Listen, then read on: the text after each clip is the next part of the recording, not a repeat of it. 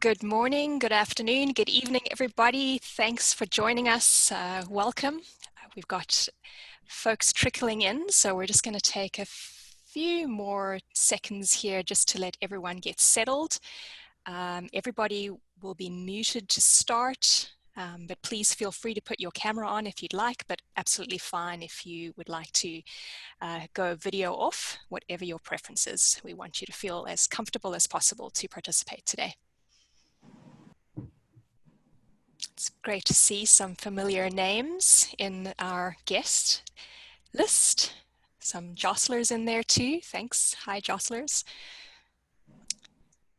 All right, I think we'll just get started. The nature of this event is fairly informal, and we want it to be as engaging and as interactive as possible. So people will arrive and people will leave as they need to, and that's absolutely fine.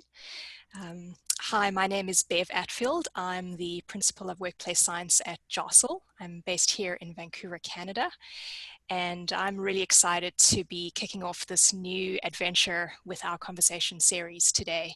The nature of my job is grounded in conversation. I have conversations most of the day with not only my coworkers and our customers, but also with other folks who are thinking about how to solve the problem of bad experiences at work or toxic workplace culture or poor leadership. And I do that in different ways, one of which is our podcast, People at Work, which I absolutely love having those conversations one-on-one with thought leaders and academics and people who are at the front lines of changing culture and leadership. So this is a really great extension of the work that I do at Jostle with the rest of my team. And I'm just really delighted to be trying a new format and trying a different way to have conversations that really do change the experience that people have at work. So our format for these adventures is going to be a simple Zoom call. We've got gallery view going, no slides, no formal presentations.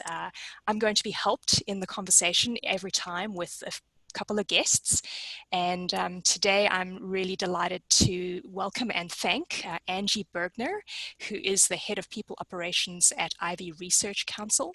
And I'm also delighted to welcome Kristen Lisanti, who is the Chief Culture Officer at BCW Global.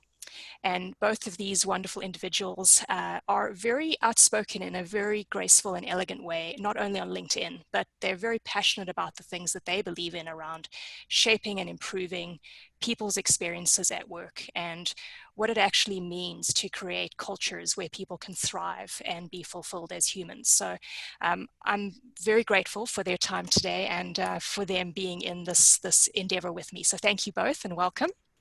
And I hope that you'll reach out to them after the session if you'd like to continue the conversation. Their contact information is in the chat, and please feel free if you'd like to introduce yourself and let us know who you are and maybe why you're here and what you'd like to learn today. So I think we should just jump right into it. So, sorry, did somebody want to say something? I said, let's do it. Awesome. Thanks, Kristen.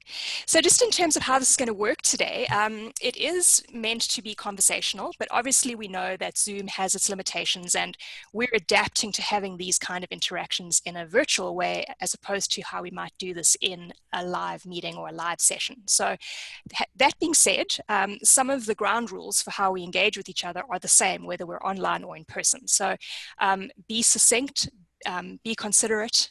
If you'd like to contribute to the topic or have a point to share after someone else has spoken, either put your hand up, throw something in chat, or just unmute and say, I'd like to add something. Let's try not talk over one another. I know that might be a little bit challenging. We've got almost 20 folks on the call here, but let's explore it together and we'll figure it out as we go. So just feel free to be part of the conversation. That's really the point of today. And let's take what we learned today and actually apply it. Let's put it into action. And that's something that, as I was chatting with Angie and Kristen ahead of this session, is this isn't just about talking. We actually want to bring about change, and we want to keep things front and center for people as we move forward to continue impacting workplaces for good. So if you've got a practical story or a tip to share, please don't hold back. Like, this isn't just about talking, even though that's where we're starting. So okay, let's get to our topic for today. So if you think about your own place of work or engagements that you have with others, you know, what do the words that you choose or the way that you speak to each other say about the quality of that interaction? And what does it say about the quality and the fabric and the texture of the workplace that you're part of? You know, are conversations very brash or forceful, or is there arrogance or hubris in the way that people talk to each other? Or on the other hand, are conversations intentional and mindful and respectful? The way that you choose your words and the way that you interact with others absolutely influences the experience that you have when you're in that interaction, when you're in that workplace. And that's what I had hoped we would probe today is, how do the words we choose actually shape our workplace culture? And how are we going to approach this very big topic today is to actually think about this in terms of three situations or three common types of conversations that we have in the workplace. And that's just really going to help us sort of keep ourselves grounded in practical conversation and really sort of digging into three areas that I think are typical types of conversations that most add up to shaping what our culture is. So if that sounds good to everyone, I'm going to stop talking because it's time for others to have a word. So let's start off by thinking about leadership communication, because I think we can all agree that in workplaces, leaders set the tone for culture oftentimes, right? The way that they speak, the way that they show up with their words, and the way they use their voice can absolutely build up or break people and culture down. So maybe let's frame this in terms of you know, a CEO town hall meeting or a space where the CEO is really visible and speaking directly to employees. So Kristen, maybe I'll start by asking you this question. What's the tone that leaders set with their voice in the workplace? Like, how much impact do they have? The way I see it, when it comes to our culture, which I think of as the ecosystem of any organization, right? It's how we relate to one another. It's how we act. It's how we interact. It's how we react to one another. And the leader's role there, in my view, is to really set the conditions for the ecosystem. Are we creating a safe environment, or are we creating an environment of threat? And that's kind of the modality that we use at BCW, is really continually looking at, are we creating an environment where it feels safe for our people to be challenged and to grow? Or are we creating an environment, and with our words as leaders, are we putting people on their back foot? Are we putting them on the defense? Are we putting them under some kind of real or perceived threat that's going to inhibit their ability to really engage with the situation at hand? And that tone, which a lot of which comes from the language of the leader, but some of it also comes from the priorities of the leader. What's the leader paying attention to? But that tone really impacts the degree to which someone is able to engage with a challenge or an obstacle as an opportunity or as a threat, as a trap, right? And so that really is, from a leadership perspective, I think our big opportunity is to create the conditions for safety, but also to be able to be challenged and to stretch ourselves. Yeah, thank you. I like the reference to creating an ecosystem. And Angie, maybe I'll ask you to follow on that thought around, you know, if we are looking to leaders to create this ecosystem, what is their responsibility when they choose their words to build trust with the words that they use and the tone that they use? Yeah, and I love, Kristen, that you said the word ecosystem. That is the way that we also speak on our culture and what we're trying to build at IRC.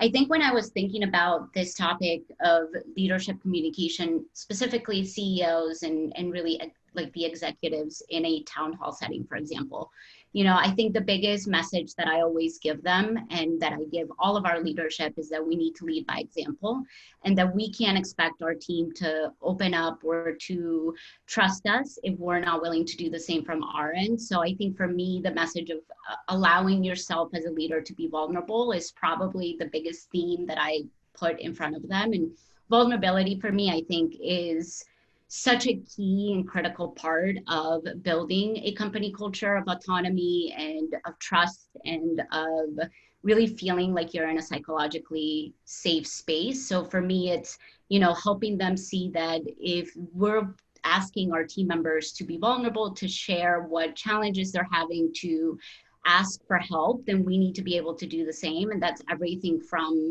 especially in this pandemic, of saying, if you are having a hard day as our CEO or as a manager or whatever the case might be, that you tell your team that when they ask you, how are you feeling today? You don't just put a smile on your face and, because you want to be put together and you never want to seem like as a leader, you don't, that you don't have bad days, and to say, I'm having a hard day today, but, we're moving along, and it's helpful to hear that, because then it allows your team to also share their feelings.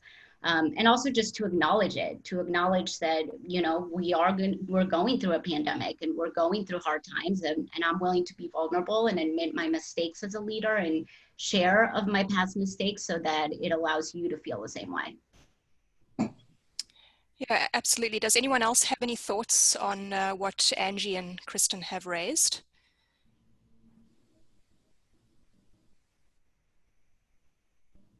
Hi, Ashley, go ahead. Hi, good morning. Yeah, I love, Angie, what you just said about the vulnerability piece. And because I think that there's a lot of pressure on leaders to lead and be strong and faultless and not show that vulnerability. And I think it's a real skill to be able to be vulnerable, but yet continue to lead with purpose and be that example of positivity. Because, it's easy to be defeated by a lot of the things that we're feeling right now. So I think that's a really important leadership skill to cultivate and appreciate, is the ability to be vulnerable, but not defeated. Absolutely. And I think, I don't know if any of you guys have gotten the chance to watch Brene Brown's Netflix special. If you haven't, I highly, highly, highly recommend it. But, it resonated so much with me that I literally sent it to everyone on our leadership team as part of training, because I think training is a huge piece of all of the conversations we're going to be having today. To really show them in practical ways of what does it mean to show vulnerability in the workplace as a leader. I liked Ashley's comment too about how it really is a balance, right? It's not just being an open wound all the time. It really choosing those moments when it's going to be meaningful and it's going to be connective, right? Between a leader and their team without destabilizing the team. So it takes skill, it takes practice, certainly. Absolutely. Yeah, 100%. And I'd like that we've raised words like humility and vulnerability, and there's another aspect to Brene Brown's sort of philosophy around courage as a leader too, and having the courage to speak up and use words that really support those qualities of humility and vulnerability in the workplace. So maybe I'll switch into just a bit of a different aspect of leadership communication, and that's around, so I've experienced in my career where the senior leader team seems to have different rules by which they're allowed to operate, and they're allowed to have exceptions to how they speak and how they behave.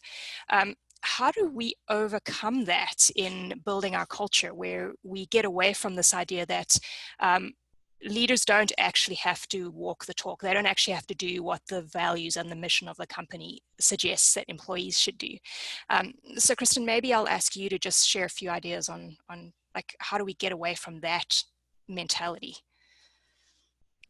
What we've committed to at BCW, and I hope this gets at the question, I guess this is our approach to dealing with it, is that we've established, instead of kind of values or a prescribed set of how we want people to behave or present at our company, we have established a set of practices.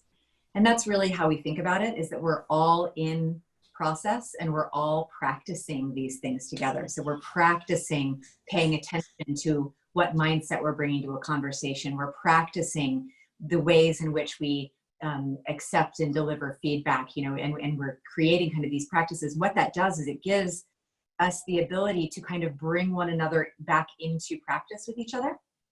Instead of saying, you know, you didn't act in accordance with our values, which is kind of very finger waggy and very subjective. It gets back to a place of we're all in progress. We all drop the ball.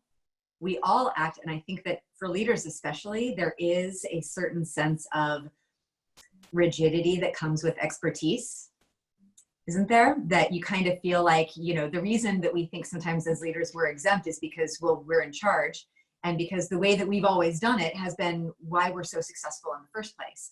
So the practice angle and continuing to talk to our leaders as practitioners of these ways of working that we're creating at BCW together allows them to let some of that go and to remember that they too are in progress. They too are still growing and learning and don't have to be perfect.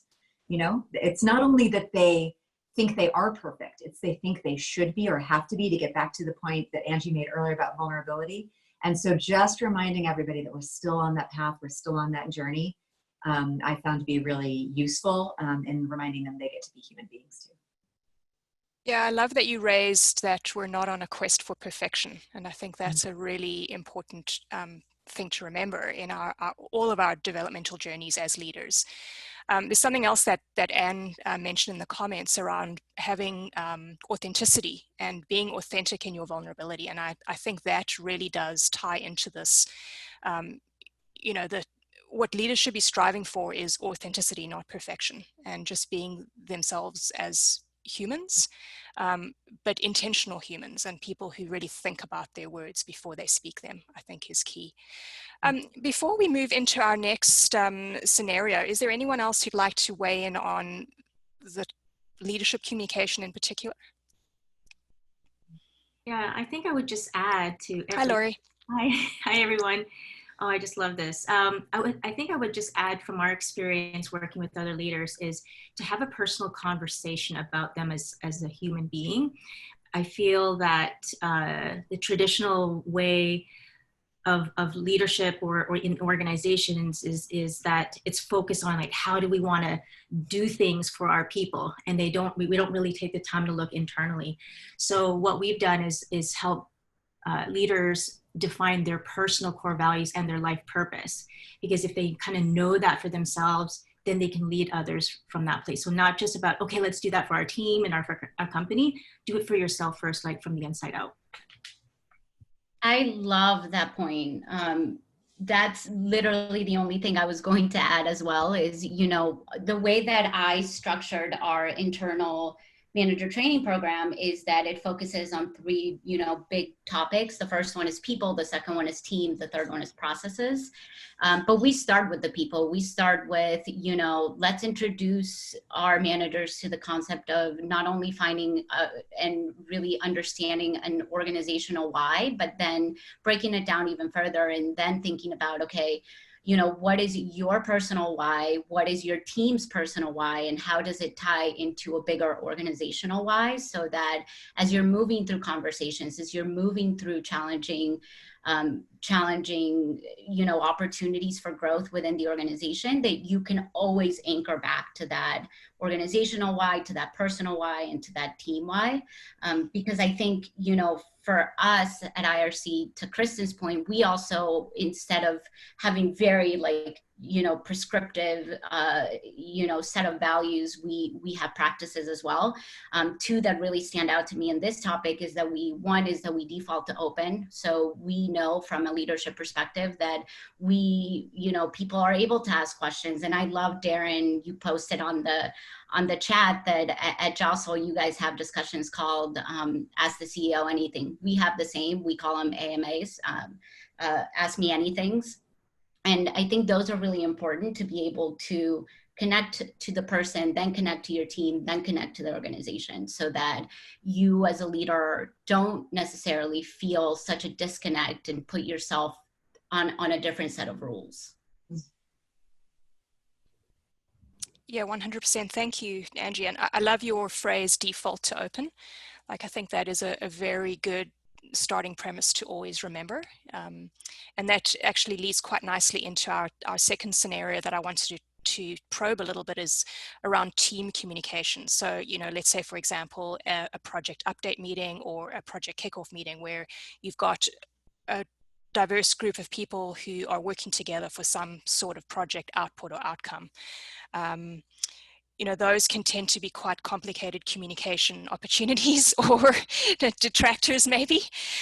So I think one of the first things I want to dig into there is around, in team settings, how do we make it easy for everyone to speak, so that it's not just the team leader that is always driving the conversation? Like, what are the conditions that we have to create? Or to Kristen's point earlier, what is that ecosystem that has to exist for us to be able to have healthy team conversations? So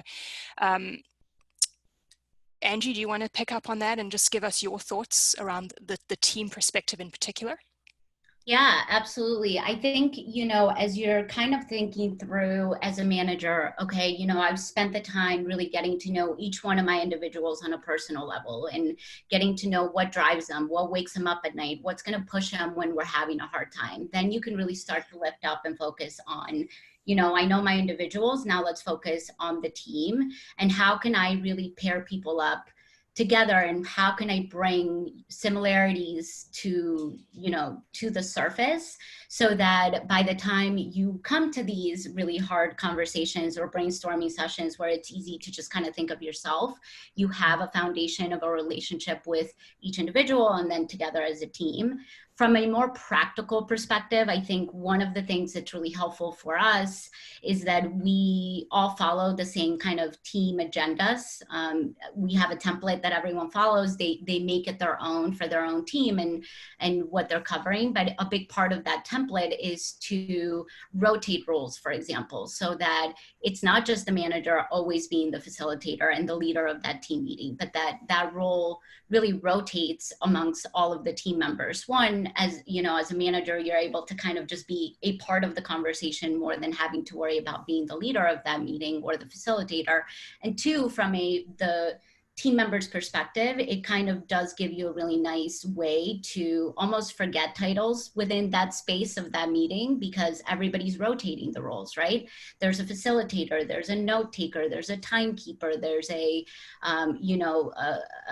expert on a certain topic within the team. And so I think there's definitely practical ways to ensure that people are feeling a closer connection and they're feeling more ownership within their team meetings, or else if it's always the manager or always the same person kind of leading it, it's just so much harder to be mindful and to be in the moment and to actually be in the meeting and being able to share and see what your role is and what you can contribute.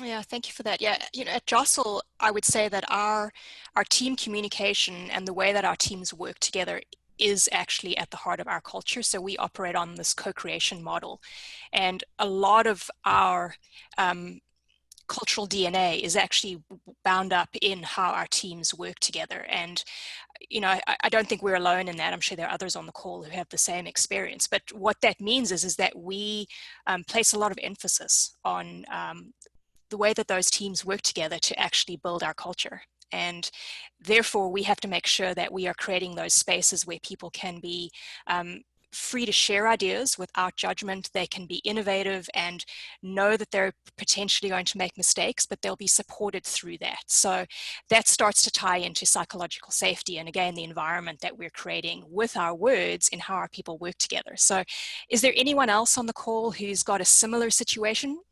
Go for it, Frankie. Yeah, I just wanted to add what Angie said. When you rotate responsibilities in team meetings, it's also a really great way to fight gender biases in meetings. Often women will be the ones that take the notes, or AFABs will be the people that take the notes.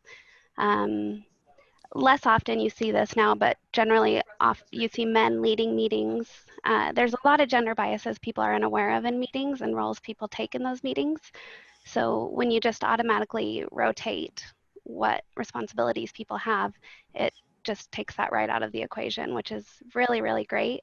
And it helps everyone just work together and not be concerned about those things. It's a really excellent point, Frankie. Gender biases, also racial biases, also our tendencies in terms of how we relate to one another, those of us who are more introverted versus extroverted. And Angie, I would love to see that template if you're willing to share it. Yeah, absolutely. Fantastic model that we could put into really good use. Bev, may I share something that is maybe something we call the conscious conflict code? And conflict sounds a little bit serious, but we argue that conflict is a good thing, right? Conflict is generative. Conflict is how we get places, it's how we make things, it's how we improve and grow. And some of the basics that are involved in our conscious conflict code is anytime we're coming into a place, and it could be an explicit disagreement, could be just a matter of two different teams with different agendas coming together to try to accomplish something together. And so getting clear about the fact that we're engaging with this code that begins with starting with trust and starting with respect, which really involves understanding the value that each person who's involved brings to the conversation, right?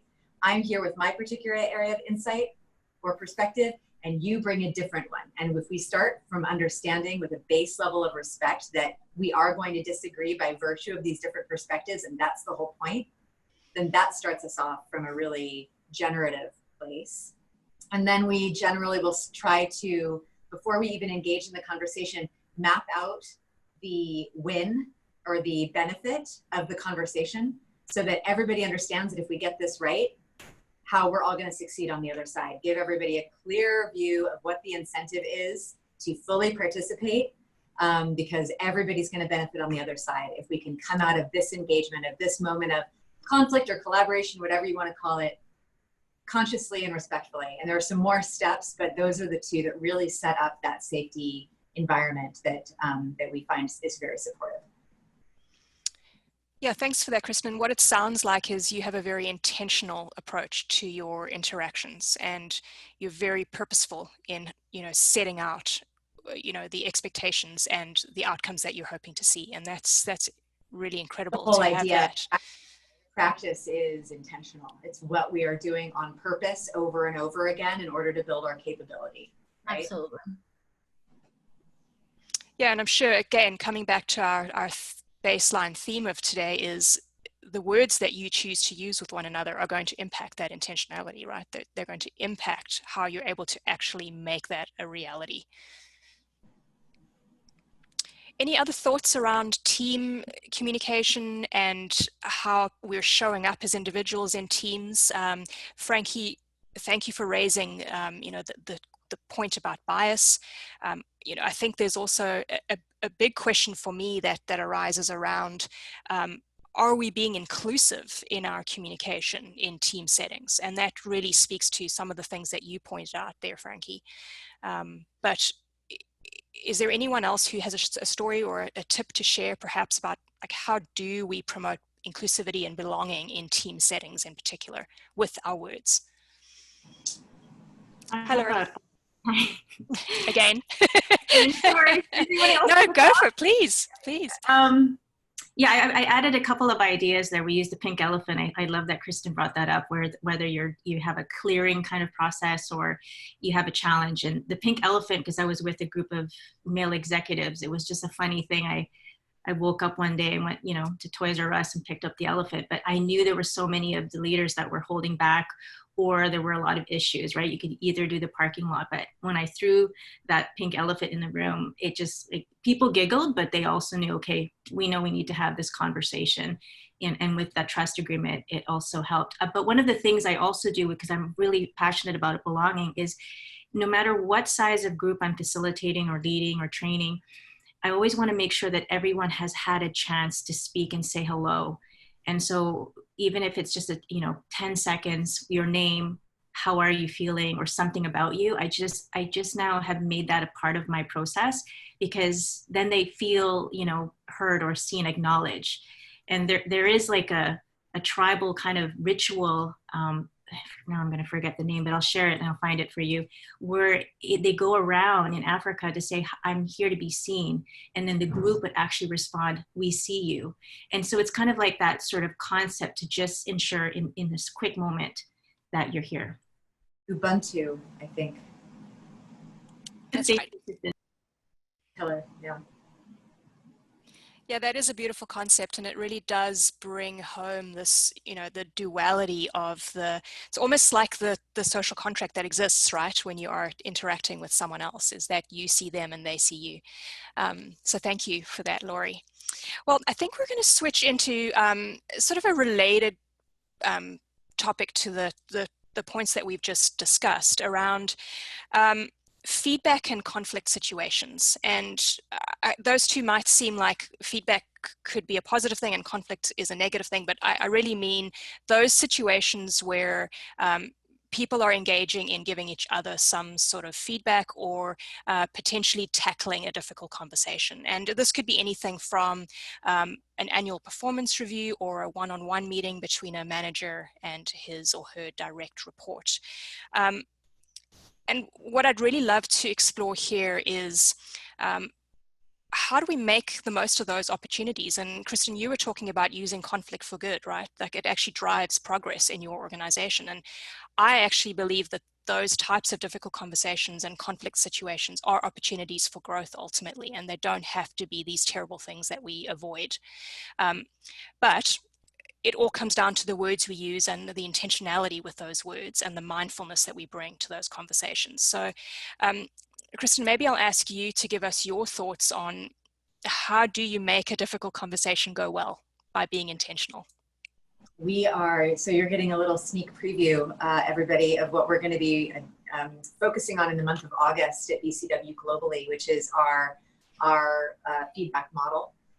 Which we've trained teams around the world, but we're really going to make a concerted effort to practice it and really embed it in our ways of working. We didn't create it. I didn't create this model, which we call Ask Forward. It comes from a model that's called Self-Directed Feed Forward. Some of you may be familiar with, but it is a questions-based approach to feedback. And basically it assumes that the person on the receiving end is the person who also knows the most about what they need to do in order to grow. And so what happens is if Bev and I were engaged in an ask forward conversation, and I was giving Bev the feedback, if you will, I would say, so Bev, what did you do well in that conversation that we had on Zoom? And Bev would say, well, I wore my best headset and I had all of my questions organized and I did a beautiful job of holding the space for everyone. And I would say, absolutely you did. And don't forget, you also had that beautiful moment where you helped us transition from that one thing to the other thing, and we would have that dialogue. And then the second question is, Bev, what will you do differently next time? Not Bev, what did you do wrong? Not Bev, where did you mess up? Not what do you wish you had done differently? But next time, what will you do differently? And what it does is it gets our brain right up here where we want it to be in the prefrontal cortex, quiets down the amygdala, which is usually what's shutting us down in response to feedback, right? And gets us thinking creatively, strategically, projecting ourselves forward into the future and thinking about what's possible instead of what's broken in or about us. So from a growth mindset perspective, which is what we focus on a lot at BCW, this is the most powerful tool that I've found to immediately help a team or a conversation or an individual. I do it for myself. I ask forward myself all the time into a growth mindset that's really forward-looking and very solutions-oriented. And it changes the ecosystem. You know, all of a sudden, it's not about survival. It's not about defense. It's not about proving myself. It's about improving myself, growth, flourishing. And that is the kind of condition that really supports our people being able to grow and innovate. And what I'm really hearing in that is something that Angie mentioned earlier about being default to open, right? It's this openness of looking forward and thinking about how to go forward rather than being pulled back into, you know, what didn't go well or what should I have done better, which are all negative feelings that you layer on and you add to your psyche, right? So that's fascinating. Thank you for being willing to share that with us, Kristen. That's really exciting, and congratulations to you. Use it. The world will be a better place if everyone is. forward, trust me. Absolutely. And we actually use a very similar model for our feedback. We use the GROW model, which is all basically based on asking questions, right? So, the GROW, each letter stands for, well, what is the actual topic? What is the reality of the situation? What are your options? How are you, what's the will? So how are you going to hold yourself accountable? And so for us, the biggest thing that I'll just add to what Kristen mentioned, because we also have a very similar model, is when it comes to feedback, again, and you guys have heard me say the word training so many times at this point, but it's really training our coaches, which is what we call our managers. We don't call them managers, we call them coaches.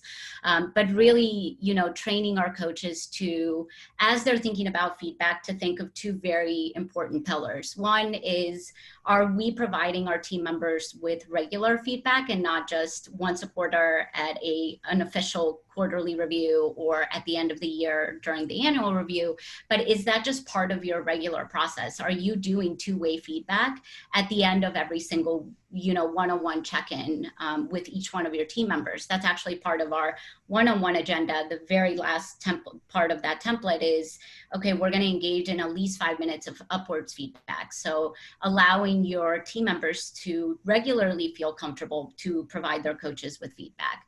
And then the second pillar is really, are we asking the right 3 questions as a coach before I go into a feedback session to myself? So am I asking, is this feedback that I'm about to give my team members genuinely helpful to either the person or to the team overall? Is it actually helpful? Is it going to move the needle in any way? The second question is, can I give this feedback in a way that really is able to highlight and pinpoint a positive action instead of just highlighting the negative with a period at the end of it? So am I able to highlight this as an opportunity area with actionable steps that are being able to be put into action after that?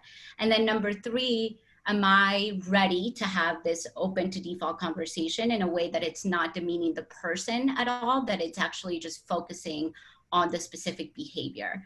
And so, these are not anything new that I don't think a lot of us already naturally think about, or them, coaches don't think about. But I do find it very helpful for them to go through that checklist before going into feedback sessions, so that they're in the right mind space to be able to share it in an effective and genuine way, that people can come out of it feeling what you should feel when you get feedback, which, the word feedback has such a negative connotation, I think, but who wouldn't want to hear how I can get better at my job and how I can improve and be a better professional and be a better colleague? So I think preparing yourself as a coach to be able to deliver the feedback that way is going to be able to give that feeling to your team member. The training, the support of the training and the templates that you're creating, and really giving people those tools so that they know exactly what to do. So even if this isn't their default mode, some of this might come intuitively to many of us, but for those who don't, right, or for those who, this is not their core skill set, that's just an incredibly rich, treasure trove, really, for them to be able to lean on and learn from. So we've talked a lot about asking questions and framing our feedback in a way that helps us move forward, not back. But there's one piece of the conversation that I'd like to dig into a little bit, and that's around listening, which is a big part of conversation, right? And especially in those difficult conversations. Angie, what is the role of listening in helping us have more fruitful conversations that maybe could be construed as negative? Like, what role does listening play in helping us get better at those conversations? Yeah, I mean, I think listening, and Kristen, I think we talked about this with Bev when we were meeting, on how important mindful conversations is as a foundation starting point. I think it's probably, the first or second lesson within our internal manager training program is how to have a mindful conversation. Again, these are models that to most of us probably on this call come more naturally than to, you know, early in their career managers. So, you know, one thing that I see organizations do is we're promoting really wonderful individual contributors into these now manager roles, but I don't know if we're actively, you know, as a whole, really preparing them for what that means. And it all starts and it all ties back to having meaningful and very mindful conversations. We use the listening, looping, and dipping model. I don't know if any of you guys are familiar with it. It tends to be, you know, all you have to do is remember 3 words and hopefully it kind of triggers you to remember each one of them. The listening part is obviously, you know, the hardest in my opinion. I think people think they're good listeners, right? So I'm sitting here talking and you're listening to me, but what we go into is, okay, are you actually listening to the words that are coming out of my mouth, or are you in your head already trying to solve my problem? Because you naturally, as humans, we want to help, we want to give input. And so what happens is a lot of the time you're not listening to the words, you're already trying to think what you're going to respond back to what the person's saying to you. So really teaching people about, you know, when you're listening, you're really listening, because then you have to loop it. That's the looping part. And the looping part, and Bev, you've been doing it this whole session, which is amazing. When we all say something, you automatically say, what I'm hearing is, and then you basically give me your version of what you heard, of what, you know, what the conversation is. By even just creating that space for the other person to confirm, yes, that's absolutely what I meant, or to say, actually, I can see how you took it that way, but what I actually mean is this, then you're able to actually concentrate the conversation on what it should be about. And then the dipping is that part of your brain of checking in with yourself. So, you know, as we're going through a conversation, as we're talking about something, am I looking at my calendar to see what meeting I have next? Am I thinking about, you know, the 5 different things I'm going to send you after this meeting to help you with the issue that I think it is? So it's just kind of checking in with yourself. But I think the foundation of all conversations go back to mindful conversations and mindful listening. And I think, you know, to Kristen, to your point of like, yes, it might come naturally to a lot of coaches, but for those that it doesn't come as natural, what are the resources that we as people ops professionals providing for these coaches and these managers that might be early in their career? From a mindful listening perspective, so this is I'm a mindfulness meditation teacher. That's kind of the background that I come to my work with. And so we do a lot of mindful listening, mindful speaking and listening practice, and we'll literally pair people up, give them a question like, what brings you joy? Or what do you need? And the practice is that Angie and I would sit together, and for a predetermined period of time, we would set a timer, or in the workshop, the trainer would set the timer. And for 4 minutes, Angie would just ask me, Kristen, what brings you joy? And I just have space to answer that question. And when I'm done answering it, she says, thank you. What brings you joy? And I get to answer it until the 4 minutes is up, with her kind of thanking me and then asking me the question again. And what happens in this practice is a couple things. First of all, the speaker gets to experience kind of what Frankie was pointing to earlier, I think, like what it's like when you just have space, right? And what it feels like to take that space and to use it as you see fit, and how powerful that feels, and how we're able to get to deeper levels of insight, even reflecting on the same very simple question over and over again for a period of time, when we're really listened to, just how much we're able to actually uncover in our own thinking. And then on the listener side, you know, what you see is just what Angie was just talking about the looping, and everything that the mind is doing. We see all of our propensity, all of our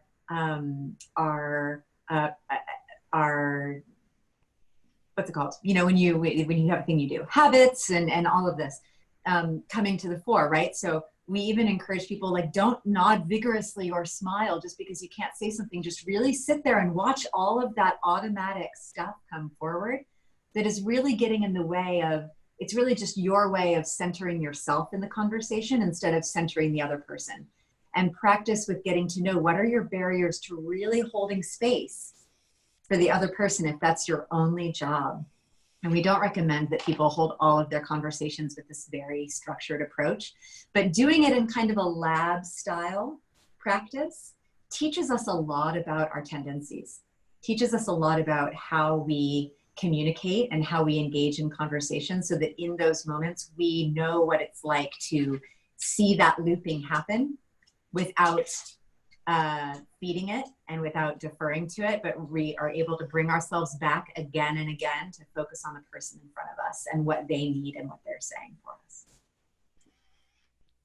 Yeah, I completely agree, Kristen. And what you're raising there is the imperative for each of us to have self-awareness in our conversations and to be completely responsible for the quality of those conversations, whether it's the quality of our listening or the quality of our speaking, right? And I think that really is a common thread that I've heard through everything that has been exchanged here today, is each of us has to take responsibility for how we show up, whether it's at a leadership capacity, in a team setting, or in a, any kind of conflict situation, or any other kind of conversation we have at work or with friends or with family.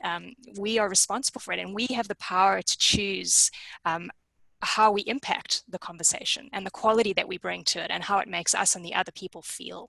So thank you for raising that very strong point about the mindfulness of the not only the talking but the listening as well. Is there anyone else who'd like to weigh in on the feedback / conflict topic set before we move to wrap up our event here today? Well, they're thinking, Ashley just had a question about how we incorporate that. So we build that into our leadership development program, which is mindfulness based entirely. And we also train our managers on that skill of mindful speaking and listening. But really we work it in wherever we can. Mindfulness just feels, starting from that place of self-awareness, but then moving on into emotional intelligence and how we're relating to one another. We have these series of practices that we just build into. If we're training on feedback, we're bringing in some kind of element of self-awareness practice into that. And the mindful speaking and listening has a lot of different applications, and we fit it in wherever we can, frankly. Yeah, and we do, at IRC, we do twice a month lunch and learns. We use the first one of the month for more technical skills, and then we use the second one for more general leadership trainings. And that would be, for example, an exercise that we would do on that second lunch and learn.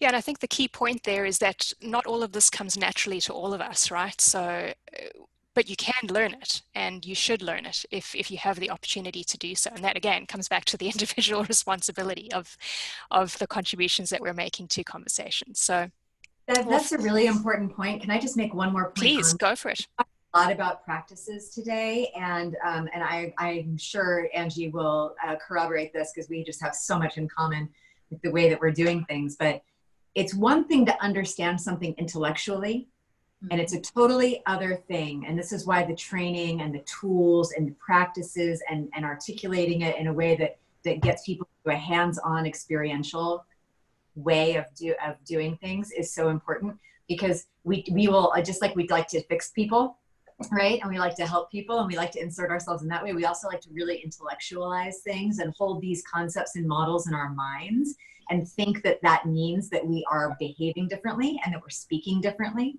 But it really takes practicing it and embodying these qualities that we want to be bringing forward into our leadership, and seeing how the results are different in order to rewire those old habits that we might have been taught, or that we might have to be unlearning around communication, but also around inclusion, also around collaboration, etc.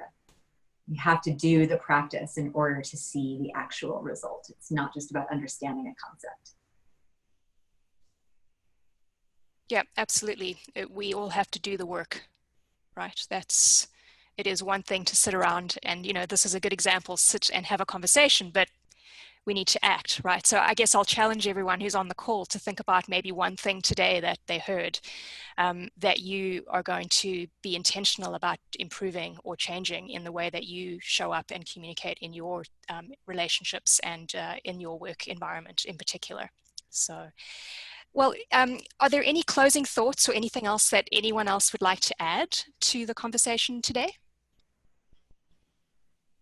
I did. I just wanted to tell Ashley to answer your question as well. Something that's been really easy for me to incorporate with my team to kind of help mindfulness and everything.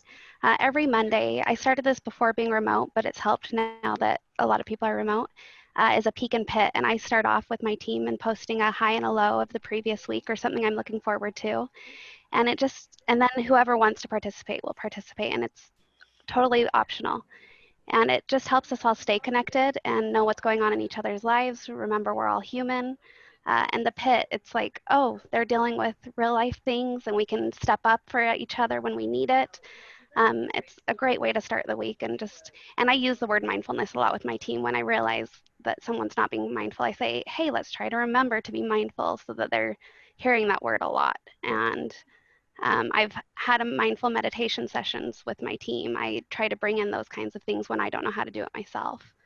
But that Monday thing was a good starting foot. It was a really easy place to start, and I just make sure I always lead it since I'm the leader, and it still helps with that vulnerability piece and just leading that way. So hopefully that helps people.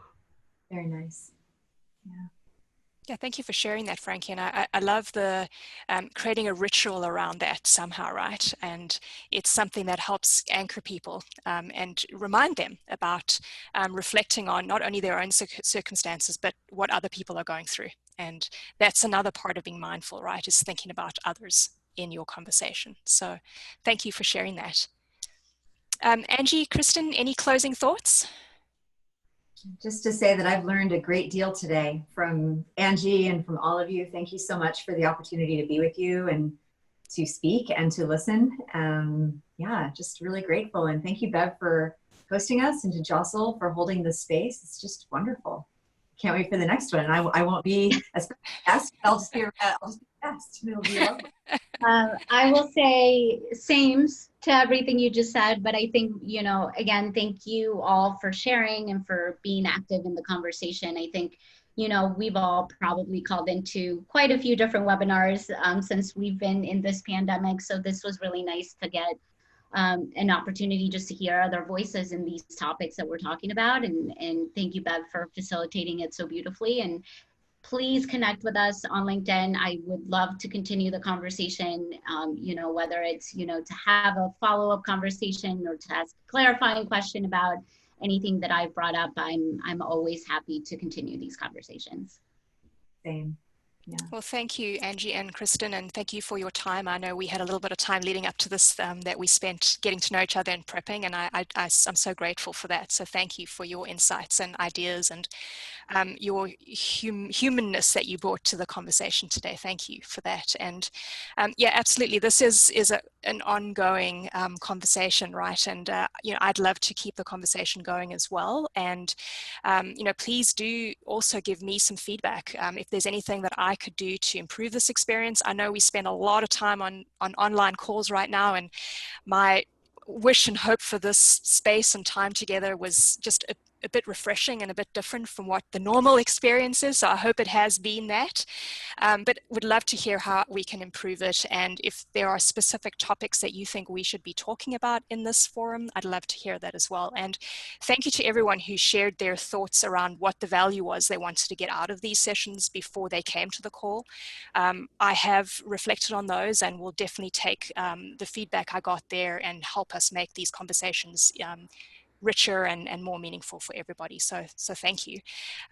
Well, thanks for the time. I hope everybody learned a little bit, enjoyed a bit of a break from their day, and that you'll be able to take something and apply it and make life better for everybody at work, not least of which for yourself. So thank you so much. The next session is coming up on August 6th, and we're going to be talking about speaking up about racism in the workplace. So I'm really excited about having that conversation. It's so much needed right now. And I'm really just delighted with the guests that we have who will be coming to share their thoughts to tackle that, what is a very difficult topic right now. So please join us. Michelle and Jaden will be sharing the registration details shortly. So see you there, and thanks again. It was lovely to see all of you. Thank you all. Thanks, everyone. Thanks. Bye-bye.